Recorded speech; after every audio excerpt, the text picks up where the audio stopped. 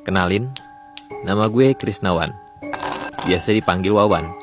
Gue bekerja sebagai perawat di salah satu klinik daerah Ciamis, Jawa Barat. Eits, sebelum gue lanjut cerita, gue minta waktu kalian sebentar ya. Gue mau ngucapin makasih banget buat kalian yang udah berkontribusi dalam video ini.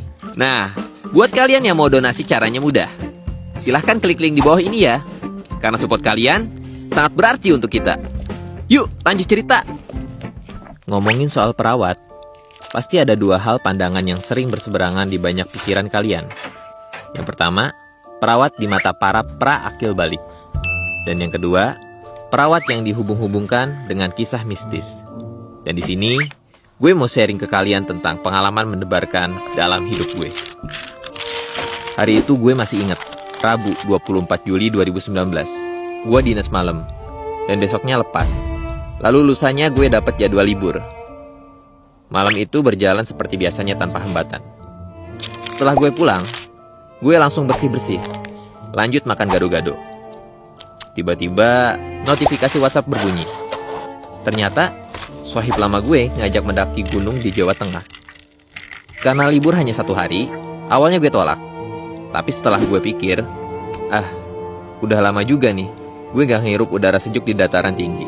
Setelah menimbang-nimbang keputusan dengan diri gue sendiri, akhirnya gue memutuskan untuk ikut aja deh. Jadwal dinas. Minta teman untuk joki jadwal gue aja deh.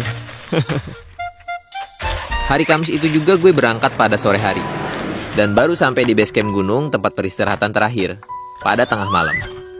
Ya istirahat dulu semalam. Lumayan buat ngilangin rasa capek. Soalnya pegel juga duduk di bis 6-7 jam.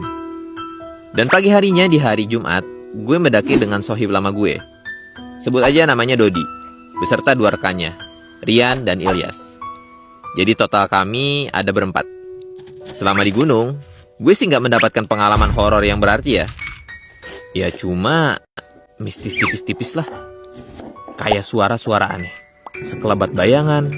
Dan itu pun udah biasa terjadi. FYI, gue tipikal orang yang sedikit peka untuk hal seperti itu. Singkat cerita, tiba saatnya gue harus kembali pulang dan bergelut kembali dengan rutinitas tanpa batas. Pada hari Minggunya, tanggal 28 Juli 2019, gue kebagian tiket sore hari. Hari itu gue gak mood banget. Soalnya saat itu badan gue lagi gak fit. Rasanya lemes dan cuaca di luar lagi gak jelas. Kadang hujan, kadang reda. Mungkin ini efek kecapean udah lama gak naik gunung. Gue kebagian jadwal piket di lantai 2. Kebagian rawat inap syaraf. Sekitar pukul 18.30 sesudah maghrib, gue lagi menulis buku catatan rekam medik pasien. Tiba-tiba gue dengar suara kayak ada yang mukul pegangan tangga gitu. Ting, ting, ting. Pegangan tangga besi yang menuju rooftop. Dan akhirnya suara itu hilang dan gue jadi jauh lebih tenang. Awalnya gue memilih cuek dan fokus sama kerjaan. Tapi bunyi itu terdengar berkali-kali. Setelah sempat tenang, karena gue mulai kesal sama tuh suara, akhirnya gue samperin tuh sumber suara. Gue cek tangga itu yang terletak di ujung ruangan. Sesampainya di depan tangga, gue ngerasa merinding. Apa yang terlihat? Sesosok perempuan berbaju lusuh, kotor, berambut kusut panjang, membelakangi gue tepat di ujung tangga menuju rooftop. Kaki gue tiba-tiba membeku. Pita suara gue pun kaku. Gak bisa teriak kayak dibungkam. Tiba-tiba kepalanya berputar dengan posisi badannya masih membelakangi gue. Dengan lembut sosok itu berkata, "Awakmu wangi mas." Tapi tetap aja bagi gue itu bukan suara perempuan yang indah. Karena itu setan yang nyeremin. Gak tahu kenapa, mendadak penglihatan gue itu mulai kabur. Buram beberapa detik. Sosok tersebut tak terlihat lagi disertai kaki gue yang udah gak kaku lagi. Lantas gue beristighfar. Astagfirullahaladzim. Buru-buru gue jalan menuju nurse station, mengambil minum, lalu menghela nafas. Anjir, apaan tuh tadi? Setan. Masih gak habis pikir. Ini pertama kalinya gue lihat makhluk halus secara gamblang.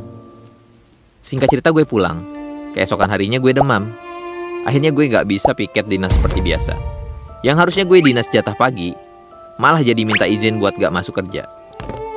Pada malam harinya, Demam semakin menjadi-jadi. Gue paksa tidur, tapi susah banget. Rasanya selalu gelisah. Tapi lama-kelamaan gue tertidur juga. Dan mendadak gue terbangun karena wajah tuh setan nongol di hadapan gue. Tepat jam 2 dini hari, gue terjaga semalaman dengan rasa sakit seperti ditekan benda berat di daerah kening. Badan gue makin panas, dan setelah gue ukur pakai termometer, ternyata mencapai 39 lebih. Besok paginya, siang sampai sore, bahkan malam, gue udah mulai membaik. Gue yakin bentar lagi bakalan sembuh. Tapi lagi-lagi ternyata gue kebangun lagi pas jam 2 dini hari. Dan lagi-lagi gue kebangun setelah mimpiin tuh wajah setannya. Rasa sakit itu gue alami lagi. Nyeri pada kening seperti ditekan benda berat. Demam tinggi bikin gue bingung. Keluarga gue pun begitu. Alhasil gue dirawat di RS. Yang gue alami sama aja. Siang, sore, malam, sehat. Pukul 2 pagi selalu demam. Sakit di kening seperti ditekan benda berat. Anjir, ini kenapa sih? Sampai akhirnya keluarga gue bertindak dengan sigap. Ini bukan lagi penyakit yang normal. Bibi gue manggil ustadz ke rumah sakit. Di situ gue dikasih semacam air doa dan bibi gue nyuruh meminumnya. Malam itu gue masih dirawat, tapi bisa tidur dengan pulas. Alhamdulillah gue bangun pas azan subuh. Gak keulang lagi tragedi jam 2 yang membuat gue tersiksa. Gue udah kembali sehat. Setelah dirasa sehat, gue memutuskan untuk pulang.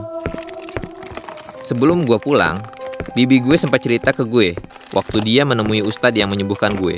Karena kemarin gue gak sembuh-sembuh, bibi gue berinisiatif mengunjungi ustadz untuk mendoakan gue. Entah apalah itu pokoknya, biar gue sembuh. Nah, gokilnya pas dia datang ke rumah tuh ustadz, bibi gue belum sempat cerita kejadian yang dialami gue. Tahu-tahu ustadznya letuk dan bisa menebak isi atos di wetannya. Karunya, nahan beka dia tuh. Kata Pak Ustadz pada bibi gue yang artinya, kasihan ini si kakak, sudah berkunjung dari arah timur ya. Kenapa baru mengunjungi saya sekarang? Dan Pak Ustadz itu mengatakan apa yang gue rasa sebelum bibi gue menceritakannya. Detil, termasuk rasa sakit yang gue alami di saat jam 2 malam. Usut punya usut, kata Pak Ustadz, ada makhluk yang tertarik sama gue. Aneh banget gak sih? Gue gak ganteng-ganteng amat loh.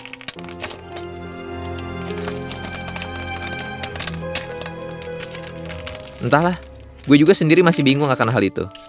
Yang terpenting, gue sembuh. Itu pun atas izin Allah. Air dengan doa hanyalah perantara. Sekian cerita gue.